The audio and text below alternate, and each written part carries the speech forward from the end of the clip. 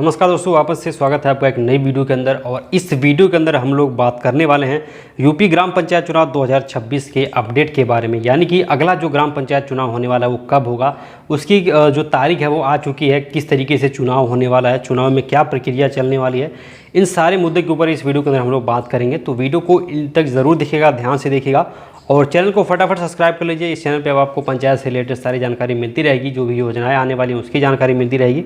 तो चलिए वीडियो को शुरू करते हैं और बारी बारी से चीज़ों को समझते हैं, एक पॉइंट को समझते हैं कि इस बार जो यूपी ग्राम पंचायत चुनाव होने वाले हैं वो कब होने वाले हैं, कितने दिन का समय बचा हुआ है, क्या क्या बड़े बदलाव आपको देखने को इसके अंदर मिलने वाले हैं। तो दोस्तों आपको पता होगा कि ये जो पंचायत चुनाव होते हैं वो त्रिस्तरीय पंचायत चुनाव होते हैं और इसमें ग्राम प्रधान का चुनाव होता है, ठीक है, या आप सरपंच कह लीजिए, मुखिया कह लीजिए, बीडीसी का इसमें चुनाव होता है, साथ ही साथ ग्राम प्रधान, जिला पंचायत सदस्य का भी चुनाव होता है। तो तीनों चुनाव इकट्ठे किए जाते हैं। और बात करें अगर इसके पिछले चुनाव की, तो पिछला चुनाव अभी 2021 में हुआ था। और आपको पता होगा कि हर राज्य में ये जो पंचायत चुनाव होता है दोस्तों अलग अलग समय पे होता है, हर 5 साल में। तो पिछला जो ग्राम पंचायत चुनाव अप्रैल 2021 में हुआ था और इस हिसाब से यूपी में जो अगला आने वाला जो पंचायत चुनाव है वो 2026 में अप्रैल महीने में होगा, 2026 के अप्रैल महीने होगा। लेकिन अगर आप एक तरह से समय देखें तो समय बिल्कुल नहीं बचा हुआ है। तो अगर आप भी मैदान में कूदना चाहते हैं, आप भी पंचायत चुनाव की तैयारी कर रहे हैं, आप उम्मीदवार एक तरह से हैं, लड़ना चाहते हैं, तो आपके लिए बिल्कुल समय नहीं है। आप लग जाइए ज़ोर शोर से चीज़ों को करने में।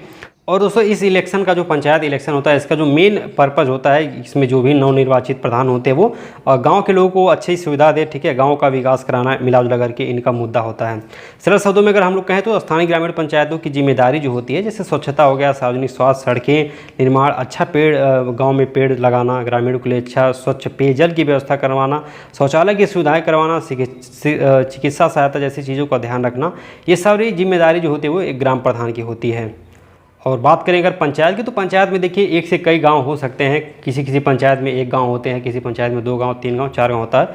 और ये दोस्तों डिपेंड करता है कि कितने ज़्यादा वोटर है वहाँ पे। अगर ज़्यादा वोटर है तो एक पंचायत उसको चुन लिया जाता है, और कम वोटर है तो 4 से 5 गाँव को भी मिला करके एक तरह से बनाया जाता है एक पंचायत।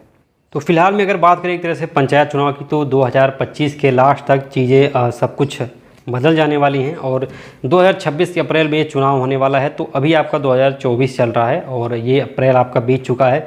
तो मिला जुला करके आपके पास 1.5 से 2 साल का समय है। और इसमें आपको क्या करना है, अगर आप उम्मीदवार हैं तो आप ग्राम सभा में जाइए, चीज़ों को पता करिए और वोटर लिस्ट आप निकलवा करके पता करिए कि कौन कौन से वोटर का नाम बचा हुआ है, किसका नाम कट गया है।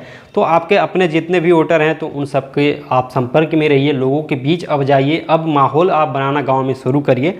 और गांव में कौन कौन सा काम हुआ है, किस तरीके की योजना चल रही है, इन सभी योजनाओं के बारे में आपको ज्ञात होना चाहिए, जानकारी होनी चाहिए।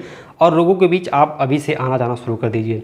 धीरे धीरे जब आप लोगों के बीच जाएंगे तो आपका पहले से ही माहौल बना रहेगा, पहले से ही लोगों के बीच में अच्छी बातचीत रहेगी।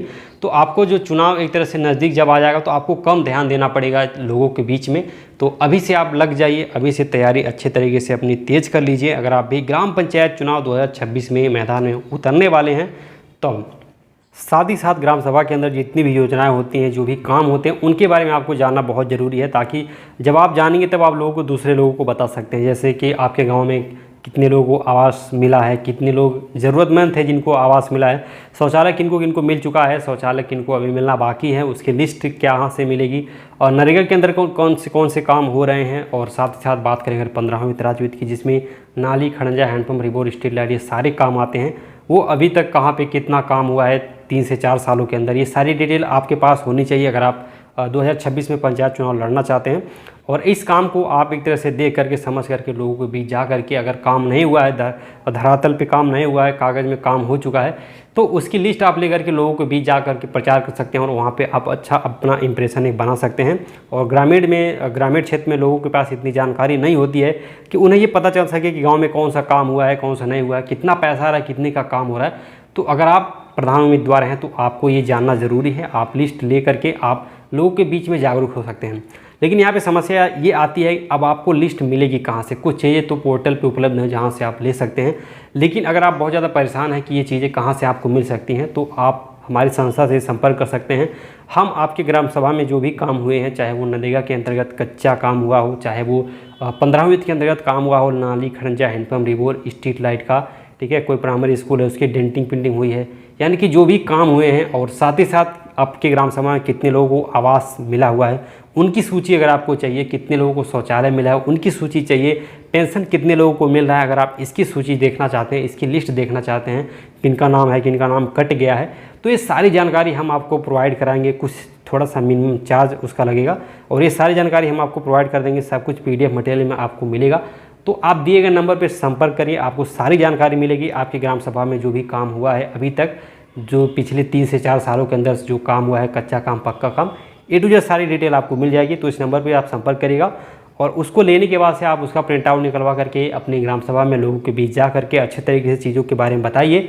अगर काम धरातल पे नहीं हुआ है तो लोगों को समझाए कि ये चीज़ फर्जी है, ये चीज़ गलत है, और ऐसे धीरे धीरे करके आप अपनी एक तरह से अपने लोगों के बीच में आप अपना एक अच्छा छवि बना सकते हैं और जो आपको 2026 में आने वाले पंचायत चुनाव में काफ़ी हेल्प करेगा। तो दोस्तों इसी तरह की बहुत सारी अपडेट आपको धीरे धीरे मिलती रहेंगी इस चैनल के माध्यम से। तो वीडियो के अंदर इतना ही, मिलते हैं दूसरी नई वीडियो में दूसरी जानकारी के साथ। तब तक के लिए टाटा बाय बाय।